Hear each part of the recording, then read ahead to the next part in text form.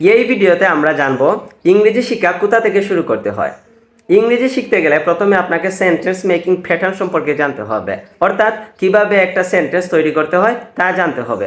ইংরেজি শেখার জন্য আরও অনেকগুলো জিনিস জানতে হবে, সেগুলো ইনশাল্লাহ আমরা পরবর্তীতে ধাপে ধাপে জানবো। কিন্তু এই ভিডিওতে আমরা জানবো কিভাবে ইংরেজিতে বাক্য তৈরি করতে হয় বা সেন্টেন্স তৈরি করতে হয়। সেন্টেন্স তৈরির আগে আমাদের জানতে হবে কয়েকটি গুরুত্বপূর্ণ জিনিস, যেমন subject, verb, auxiliary verb, noun, object, extension, adjective. সাধারণত যাকে নিয়ে বলা হয় তাকে বলে সাবজেক্ট, সে কি করছে সেটা হলো ভার্ব, কাজটা কাকে করা হচ্ছে সেটা হলো অবজেক্ট, বাক্যে বাড়তি তথ্য সেটা হলো এক্সটেনশন, আর যেসব ভার্ব মূল ভার্বকে সাহায্য করে তারা হলো অক্সিলারি ভার্ব। যদি পরিচয় বা অবস্থা বোঝানো হয় তখন বসে নাউন বা adjective. Structure 1, subject plus auxiliary verb plus ভার্বের সাথে ING plus object plus extension. এখানে মনে রাখতে হবে যদি বাক্যে অক্সিলারি ভার্ব থাকে তাহলে সাবজেক্টের পরই অক্সিলারি ভার্ব বসবে, আর এটা হলো অ্যাসার্টিভ সেন্টেন্সে। ইন্টারোগেটিভ সেন্টেন্স বা এক্সক্লেমেটরি সেন্টেন্স এটার ম্যাটার আলাদা। সাধারণত অ্যাসার্টিভ সেন্টেন্সে সাবজেক্টের পরই অক্সিলারি ভার্ব বসবে। Example, I am going to school. He is eating rice. We are watching TV. She is writing a letter. They are playing football. এখানে subject হলো I, am হলো অক্সিলারি ভার্ব, গোয়িং হলো verb, to school হলো extension. হি হলো subject, is হলো auxiliary verb, eating হলো verb, rice হলো extension. We হলো সাবজেক্ট, আর হলো অক্সিলারি ভার্ব, ওয়াচিং হলো ভার্ব, টিভি হলো extension. Structure 2, subject plus auxiliary verb plus noun. যদি বাক্যে পরিচয় বা অবস্থা বোঝাতে হয় তখন অক্সিলারি ভার্বের পর নাউন বসে। নাউন মানে কোনো কিছুর নাম, অর্থাৎ কোনো কিছুর নামকেই নাউন বলে। Example, I am a student অথবা I am a student.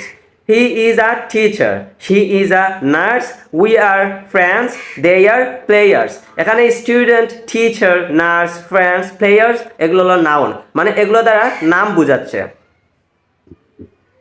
Structure 3, subject plus verb plus object. এখানে অক্সিলারি ভার্ব নেই, সাবজেক্টের পরে সরাসরি মূল ভার্ব বসে, তারপর অবজেক্ট। এখানে একটা জিনিস আমাদের মনে রাখতে হবে, যদি একটা সেন্টেন্সে সাবজেক্ট অক্সিলারি ভার্ব ভার্ব থাকে তখন সাবজেক্টের পরই অক্সিলারি ভার্ব হবে, তারপর ভার্ব হবে। আর যদি অক্সিলারি ভার্ব না থাকে তখন সেটার ম্যাটার আলাদা, যেমন এখানে সাবজেক্টের পরে ভার্ব বসবে। Example, I eat rice, he plays football, she sings songs, they read books, we write letters. এখানে I, he, she, they, we এগুলো হলো subject, eat, play, sings, read, write এগুলো হলো verb, rice, football, songs, books, letters এগুলো হলো extension বা object. Structure 4, subject plus verb plus object plus extension. যদি অবজেক্টের পরে কিছু তথ্য যোগ করা হয়, যেমন কোথায়, কখন, কিভাবে, সেটা হলো এক্সটেনশন। অর্থাৎ এক্সটেনশন মানেই হলো অতিরিক্ত তথ্য। অতিরিক্ত তথ্য যে ওয়ার্ডগুলো দিয়ে থাকে এই ওয়ার্ডগুলোকেই এক্সটেনশন বলা হয়। Example, I read books at night. He plays cricket in the field. They watch movies on Friday. She studies English every day. এখানে এক্সটেনশন হলো at night, in the field.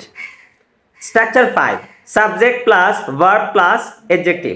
যদি ভার্বের পরে কোনো অ্যাডজেক্টিভ বসে যা সাবজেক্টের অবস্থা বোঝায় তখন স্ট্রাকচার হয় এভাবে। Example, he looks happy, the food smells good, she seems tired, you sound angry, I feel sleepy. এটাই ছিল আজকের ক্লাস, অর্থাৎ কিভাবে সেন্টেন্স তৈরি করতে হবে। এভাবে আপনারা প্রত্যেক দিন যদি প্র্যাকটিস করেন, অনুশীলন করেন, প্রথমে নিজে মুখ দিয়ে বললেন, তারপর খাতার মধ্যে লিখলেন, এভাবে করে প্রত্যেক দিন কমপক্ষে যদি 5টা করে বাক্য মেক করতে পারেন তাহলে ইংরেজি সম্পর্কে আপনার অনেক ধারণা বেড়ে যাবে এবং খুবই সহজ হবে ইংরেজি শিখতে। তো প্রথমেই আপনাকে সেন্টেন্স মেকিং প্যাটার্ন বা সেন্টেন্স মেকিং স্ট্রাকচারটা ভালো করে আয়ত্ত করতে হবে। আজকের ক্লাস এতটুকুই। যদি ভালো লেগে থাকে তাহলে অবশ্যই ভিডিওতে একটা লাইক করবেন, কমেন্ট করে জানাবেন আপনার মতামত, এবং যদি আপনি ইউটিউবে আমার ভিডিওটি দেখে থাকেন তাহলে সাবস্ক্রাইব করবেন, এবং যদি ফেসবুকে দেখে থাকেন তাহলে অবশ্যই ফলো করবেন।